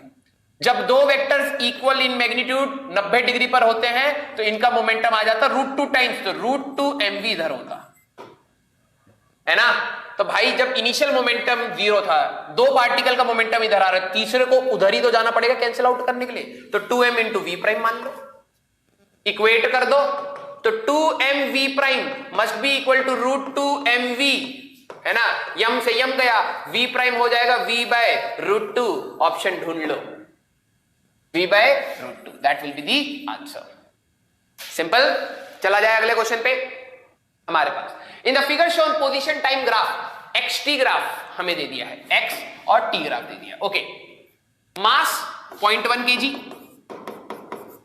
Is shown, the impulse at t equal to 2 second. फिर से इंपल्स आ गया, इंपल्स होता था फोर्स इनटू टाइम या चेंज इन मोमेंटम। इस पर्टिकुलर टाइम पे 2 सेकंड पे अगर मैं ध्यान से देखूं बेटा, इस 2 सेकंड पर हमें चेंज इन मोमेंटम निकालना है, means m × v final minus v initial. Question में क्या दे रखा है, xt ग्राफ। क्वेश्चन में क्या दे रखा है, xt ग्राफ। xt ग्राफ से वेलोसिटी तक कैसे पहुंचते थे रे सर जी, स्लोप। मैंने कहा अरे वाह बेटा, तुम स्वर्ग जाओ, तुम धरती पे नहीं रहोगे। स्लोप ऑफ xt ग्राफ हमारे पास वेलोसिटी होता है। क्या 2 सेकंड के पहले और बाद में वेलोसिटी चेंज हुई, आया ना। पहले स्लोप पॉजिटिव था, फिर स्लोप 0 हो गया, तो यहां पे तो v फाइनल तो 0 हो गया। और पहले का अगर मैं स्लोप बताऊं u इनिशियल, तो tan थीटा लगा लो रे, tan थीटा परपेंडिकुलर कितना है 4, ओए ओए ओ पाजी tan थीटा 4/2, तो ये हो गया 2। ये इनिशियल वेलोसिटी आ गई, फाइनल वेलोसिटी स्लोप 0 है। तो हमारे पास अगर मैं इंपल्स की बात करूं बेटा, इंपल्स तो वो हो जाएगा change in momentum pf minus P, तो m final velocity 0, initial velocity positive slope है तो 2 ही लेके चलेंगे। तो ये था 0.1, बार बार क्यों लिख रहा हूं मैं, 0.1 था ना मास, हाँ, इंटू 2, तो 0.2 kg metre per second, that will be the impulse, 0.2 answer. Okay, कोई पंगा, चला जाए अगले क्वेश्चन पे। अच्छा, अब block A of mass 2 kg is placed over block, एक 2 kg का ब्लॉक है उसको 8 kg पे रख दिया है। इस टाइप के क्वेश्चन 2 ब्लॉक सिस्टम में आधे बच्चे कंफ्यूज हो जाते हैं, तो चलो हम लोग करते हैं। 2 kg को 8 kg पे रख दिया है। The combination is placed over a rough horizontal surface, means ये जो सरफेस है, इसको रंग चेंज कर लेते हैं, दिस सरफेस इज रफ, और इसका रिफ्रैक्टिव इंडेक्स कह रहा हूं म्यू, क्योंकि पिछली अभी ऑप्टिक्स पढ़ाया है, तो कोफिशिएंट ऑफ फ्रिक्शन हमें दे रखा होगा, the block between B and floor is 0.5, तो म्यू की वैल्यू यहां पे 0.5 है। Okay, the coefficient of friction between A and B, इन दोनों के बीच में म्यू की वैल्यू 0.4 है।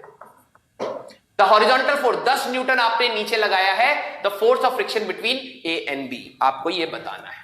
ओके, अब जरा देखना, पहले तो ये समझो, पहले तो आप ये समझो बेटा, 2 केस हो सकते हैं 2 ब्लॉक सिस्टम में। आपको 3 ब्लॉक सिस्टम नहीं आएगा, 2 ब्लॉक सिस्टम के सिंपल केसेस आ सकते हैं। सर जी 2 ब्लॉक सिस्टम नहीं होगा, समझ लोगे तो हो जाएगा।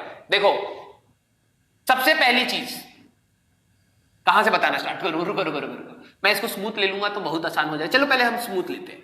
ये जो सरफेस है ये स्मूथ है, क्योंकि मेन पंगा पता है क्या है, फ्रिक्शन की डायरेक्शन मांगना। फ्रिक्शन की डायरेक्शन अगर आप समझ गए तो काम बन गया। अब जरा देखना बेटा, ऊपर आपने फोर्स लगाया, या पहले नीचे ले लो, हम लोगों ने नीचे फोर्स लगाया। ये कैसा केस है, आप अपने घर पे थाली लेके बैठे हो खाने के लिए, मम्मी खाना, बुखड़ तो हुई, पढ़ तो रहे नहीं हो, नौटंकी कर ली, अब हो गया भाई खाने का टाइम, खाना पूरा चाहिए, प्रॉपर चाहिए, ठीक है, थाली लेके बैठे हो, ऊपर रोटी मम्मी ने परोस दी है आपके लिए, पराठा परोस दिया, आलू का पराठा मजे मजे से। अब जरा देखो, न्यूटन ने क्या बोला था, जब तक आप किसी बॉडी पे फोर्स नहीं लगाओगे मोशन नहीं होगा। आप थाली को देख रहे हो, क्या थाली अपने आप आएगी? नहीं, आपने ना रोटी आएगी, क्योंकि रोटी तो थाली पे पड़ी है। मान लो जो आपने थाली है वो बहुत स्मूथ टेबल पे रखी है, आपके पापा अमीर हैं, बहुत चिकना टेबल खरीद के लेके आए मार्केट, बहुत चिकना टेबल। ओके, आपने थाली रखी, रोटी उस पर रखी है, क्या और रोटी को घूर रहे हो, थाली को घूर रहे हो, क्या वो अपने आप आ जाएगी? अगर आप थाली को खींचना स्टार्ट करोगे, थाली को खींचना स्टार्ट करोगे, क्या रोटी आपसे दूर जाएगी या रोटी आपके पास आएगी? अरे जी पास आएगी, भूख लग रही थी, पास आएगी, थाली को खींचते ही। तुमने रोटी पे तो फोर्स लगाया नहीं है ना, तुमने तो थाली पे लगाया था, रोटी क्यों आ गई? न्यूटन ने तो ये बोला था कि भाई हमारे पास जब तक फोर्स लगाओगे नहीं मोशन स्टेट चेंज नहीं होगा, तो मैं तो थाली पे लगा रहा था, रोटी को तो वहीं रुक जाना चाहिए था, थाली नीचे से आ जानी चाहिए थी, क्योंकि उनके बीच में फ्रिक्शन था। इस केस में जब आप इसको लेके जा रहे हो तो ऊपर वाला ब्लॉक आगे आता है, क्यों? क्योंकि रोटी के पास फ्रिक्शन था बेटा, रोटी पे फ्रिक्शन इधर लगेगा, ये अपोज करेगा, आपने फोर्स एक्सटर्नल इधर लगाया था, तो पहले तो फ्रिक्शन का डायरेक्शन समझ आ गया। ओके, रफ होता, सेकंड केस ले लेते हैं, पहले तो फ्रिक्शन के फोर्स के डायरेक्शन समझनी है आपको। यहां पे आपने एफ लगाया, ये भी रफ है और ये भी रफ है, ठीक है। अब मान लो तुम्हारे पापा गजब अमीर है, उन्होंने क्या करा, पीतल की थाली, एक तो नॉर्मल होती है अपनी, ठीक है, पीतल की थाली मोटी वाली भारी सी धर दी जमीन पे, कहा बच्चा पक्का नीट में रैंक निकालेगा, इसको पनीर के पराठे खिलाए जाए। तो तुम्हारी मम्मी ने पनीर के पराठे बेले 3 इडियट स्टाइल में, क्योंकि उनको पता है तुम नीट क्रैक नहीं करोगे, तो 3 इडियट स्टाइल में पनीर के पराठे बेल के और अब तुम्हारे थाली पे धर दिए। अब जब तुम खींचोगे, क्योंकि जब टेबल स्मूथ भले, मतलब मान लो अब स्मूथ नहीं है टेबल, भी थोड़ा सा वैसा है, रफ, मतलब रफ टेक्सचर का मैट सरफेस टाइप से, अच्छा टेबल है। अब आप जब अगर इसको खींचोगे तो पहले तो भाई आपको तो पहले थाली हिलानी पड़ेगी, क्योंकि थाली रफ सरफेस पे रखी हुई है। पहले जब थाली हिलेगी तभी तो ऊपर जो रोटी है वो भी चलेगी उसके साथ। तो सबसे पहले हम लोग जब इस पे फोर्स की बात करते हैं बेटा, जब आप इसको एक्सटर्नल फोर्स इधर लगा रहे हो, मान लो ये ए है ये बी है, तो बी का जरा समझना, नीचे से इसके ऊपर जो फ्रिक्शन फोर्स होगा वो तो इधर ही होगा, क्योंकि वो तो हमेशा अपोज करेगा, है ना। आप थाली खींच रहे हो, फ्रिक्शन लग रहा है, खींच ही नहीं पा रहे, बड़ी भारी है यार, है ना। मान लो आपने पूरी जान लगा कि खींच भी लिया, अगर खींच लिया तो रोटी उसके साथ आएगी ना, थाली के साथ। जब आप भारी सी थाली को अपने टेबल पे खींचोगे तो फ्रिक्शन तो अपोज कर रहा था, इसीलिए खींच नहीं पा रहे थे, लेकिन खींच जाए, अगर वो मोशन हो गया होता तो रोटी भी उसके साथ आती। तो इस केस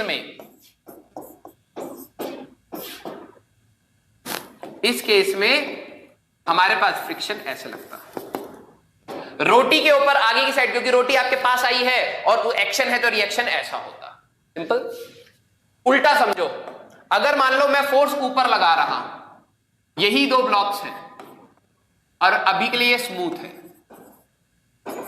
इधर है हमारे पास फोर्स, ये रफ, ठीक है। तो अब फोर्स कैसे लगेगा सर, फ्रिक्शन का समझ नहीं आता, आगे लगेगा पीछे लगेगा समझ नहीं आता। फॉर एग्जाम्पल मान लो कि तुम्हारे घर पे पापा ने बहुत फिनिश, इटालियन फिनिश का मार्बल लगा रखा है, नया नया घर है, बहुत चिकना है, स्लिप हो रहा है, ओके। तुम्हारी मम्मी गई मार्केट, बड़ा अच्छा सा घर है, एक सुंदर सा कारपेट नया नया ले आके रख दिया, ओके। अच्छा, अब क्या था कि घर शिफ्टिंग हुआ, नया नया घर है, तो तुम्हारे जो गैस का सिलेंडर है वो उस कारपेट पे रखा हुआ था, क्योंकि मार्बल खराब हो जाए, मार्बल लाखों का, कारपेट हजारों की, लात मारो कारपेट को, ठीक है, रखा हुआ है। मम्मी ने कहा बेटा, हाँ जी मम्मी, सिलेंडर रख दो। मम्मी ये तो इतने केजी का है, इतने का मैं नहीं हूं, 14 केजी का है। अबे इतने परांठे खिलाए, उठा इसको। अब तुमने क्या करा, आलस में उसको खींचा, उठाया नहीं। अगर आप उसको खींच रहे हो तो कभी कभार आपने नोटिस करा होगा कारपेट भी खिसक के आ जाती है, हाँ या ना, आती है। कारपेट पे फोर्स लगाया था क्या, या सिलेंडर पे लगाया था? सिलेंडर पे लगाया था। कारपेट क्यों आई? फ्रिक्शन, उनके बीच में फ्रिक्शन। तो अगर आप इस टाइप से लगाते हो तो हमारे पास ऊपर वाला ब्लॉक अगर हम लोग ए ले ले, एक्सटर्नल फोर्स आपने ये लगाया, फ्रिक्शन इधर लगता है, एक्शन है तो रिएक्शन इधर, और ये स्मूथ था।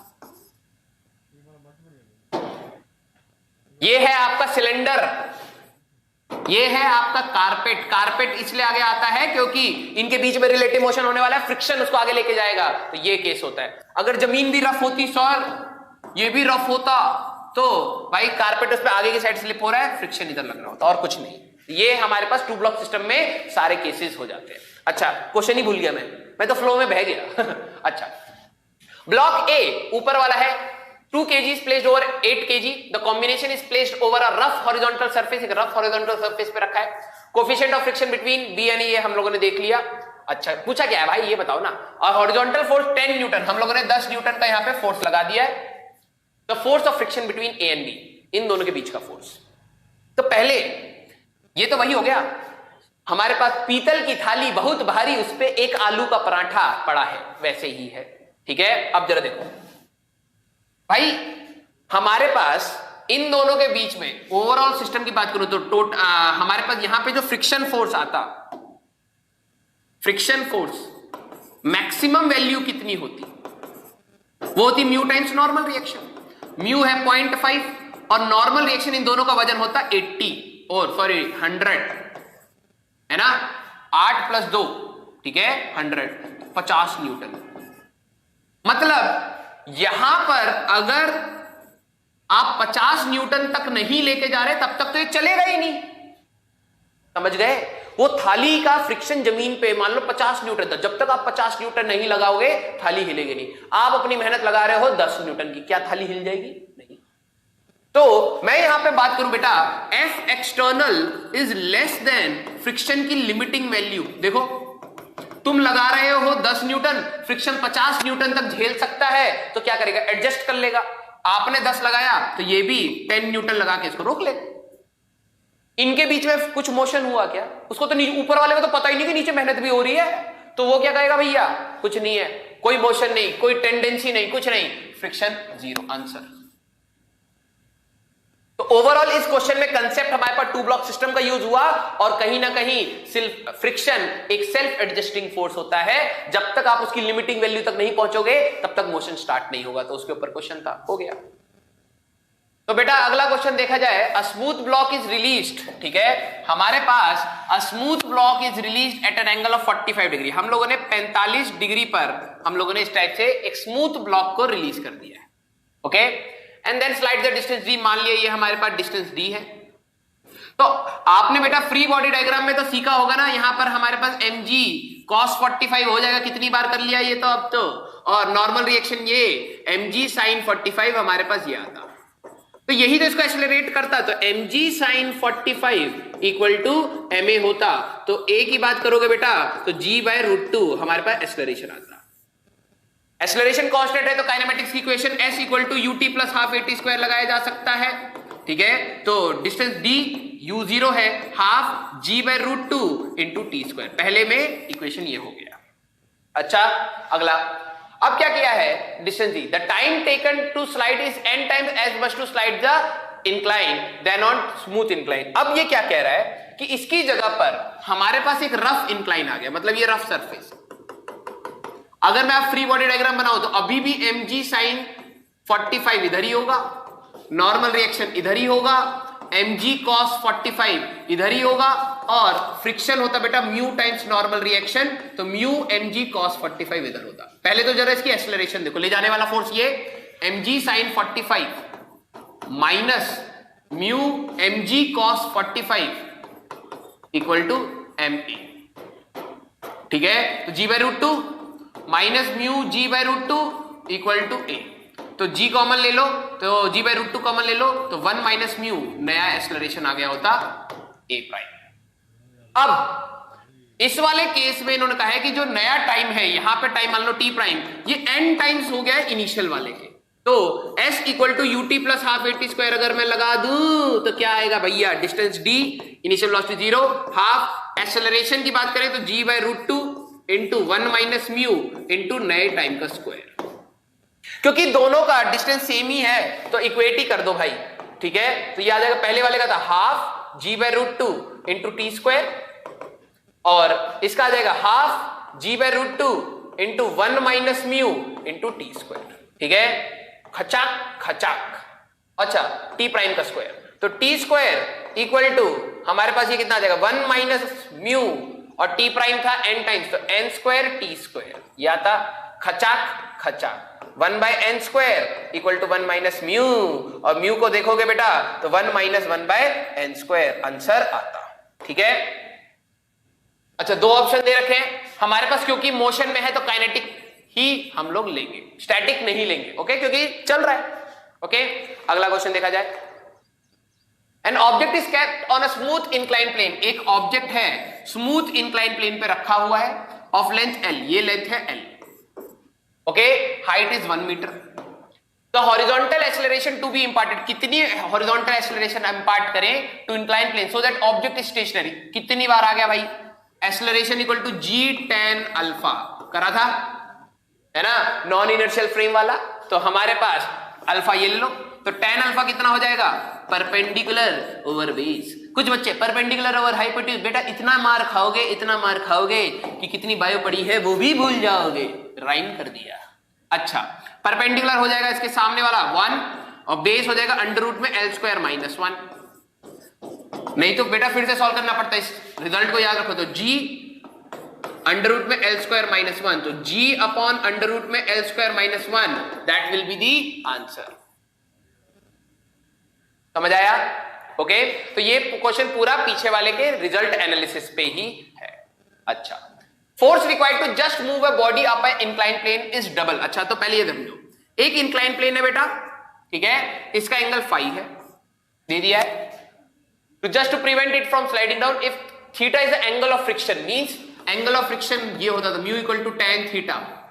ये एक ऐसा एंगल है जिसपे ब्लॉक स्लाइड करना स्टार्ट कर देता है, okay, and makes with the horizontal, and phi the angle which makes with the horizontal.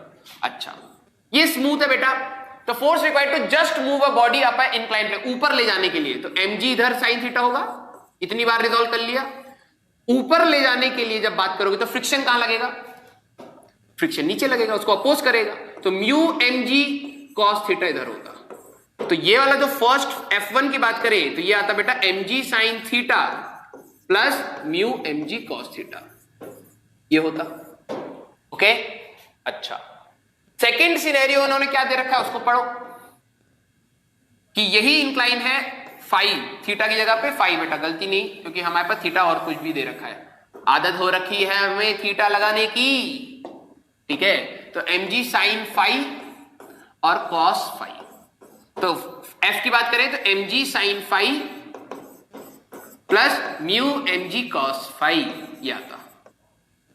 क्या दे रखा है, the force required to just move the body above an inclined plane is double the force required to just prevent it from sliding. अगर मैं इसको छोड़ देता तो यहां पर होता m1 mg साइन फाइव, और फ्रिक्शन, क्योंकि नीचे स्लाइड कर रहा होता तो फ्रिक्शन होता म्यू mg कॉस फाइव, नीचे चला जाता। मुझे फोर्स लगा के रोक के रखना है बेटा, तो फोर्स मैं ऐसे लगाऊंगा। अब जरा ध्यान से देखो, mg साइन फाइव, ये फोर्स की वैल्यू क्या होती, ये होती mg sine phi minus mu mg cos phi, यही तो होता है ना। ये F1 हो गया, F2, ये वाला force F1 is equal to 2F2 question में दे दिया है, means F1 by F2 is equal to 2। यहां पे रखोगे तो mg पूरे में से कट जाएगा, sine phi plus mu cos phi upon sine phi minus mu cos phi आता, ठीक है। अब हम लोगों को क्या करना है भाई, क्रॉस मल्टीप्लाई कर लेते। तो ये था हमारे पास 2 equal to sine phi plus mu cos phi upon sine phi minus mu cos phi. Cross multiply कर ले तो 2 sine phi minus 2 mu cos phi equal to sine phi plus mu cos phi, ये आता, ठीक है। इसको इस side ले जाऊंगा तो ये बन जाएगा, माइनस होने के बाद साइन फाइव बन जाएगा, और इसको साइड ले जाओगे तो 3 म्यू कॉस फाइव बन जाएगा। tan phi equal to 3 mu, और हमें पता था mu equal to tan theta है बेटा, तो tan phi is equal to 3 tan theta, result आएगा। tan phi equal to 3 tan theta का रिजल्ट देख लो, tan phi equal to 3 tan theta, that will be the result. तो I hope आपको ये सारे मिक्स क्वेश्चन समझ आए होंगे। अगर कोई क्वेश्चन नहीं आया है, कहीं क्वेश्चन में डाउट है, तो प्लीज आप अपना टेलीग्राम ग्रुप खोल के इसमें डाउट पूछ सकते हैं, मैं सारे क्वेश्चंस आपकी मदद करूंगा, राइट। तो मैं आपको कुछ क्वेश्चंस, क्योंकि टाइम कंस्ट्रेंट की वजह से मैं आपको सामने कुछ क्वेश्चंस और डाल देता हूं, इनके स्क्रीनशॉट ले लीजिए या फिर इनको सॉल्व करिएगा, और इनके सोल्यूशंस अगर किसी को चाहिए होंगे तो हम लोग टेलीग्राम ग्रुप पे डिस्कस करेंगे। तो पहला क्वेश्चन एक ये है, ठीक है। अगला क्वेश्चन आप इसको ले लीजिए, ये आपको सॉल्व करना है, मैं स्क्रीन से सामने से हटा हुआ हूं। ऑल्दो MIP के लेक्चर नोट्स में भी बेटा आपको ये पूरे मिल जाएंगे, ठीक है, मतलब इसके लेक्चर नोट्स में भी आपको ये पूरे मिल जाएंगे। तो ये वाला क्वेश्चन ले लीजिए। अगला क्वेश्चन एक ये ले लीजिए। अगला क्वेश्चन एक इसका स्क्रीनशॉट या इसको लिख लीजिए, पॉज करके लिख लीजिए या स्क्रीनशॉट ले लीजिए, जो भी वैलिड है आपके लिए। और एक ये वाला क्वेश्चन, ओके। 2 ब्लॉक सिस्टम, दिमाग लगाना है, यहां पर हमारे पास स्मूथ है, इसको आपको सॉल्व करना है, ओके। तो ये सारे क्वेश्चंस हैं, अगर इनमें से कोई सा भी डाउट आता है तो प्लीज बताना, मैं ग्रुप्स पे इनके सोल्यूशन डाल दूंगा और इवन वॉइस नोट के साथ समझा भी दूंगा कि कहां पे क्या चीज हो रही है, एक बार ट्राई जरूर करना। तो till then keep watching Physics Wallah, मिलेंगे हम लोग नेक्स्ट रिवीजन क्लास में, बाय बाय।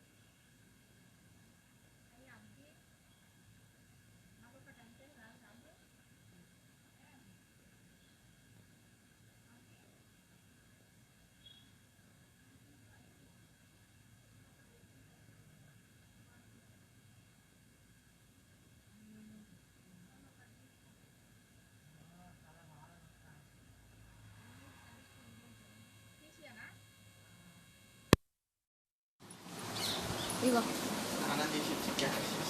నీళ్ళన్నీ అలా పెట్టితే వేస్ట్ అవుతుంది. మమ్మీ ఏమంటుతాను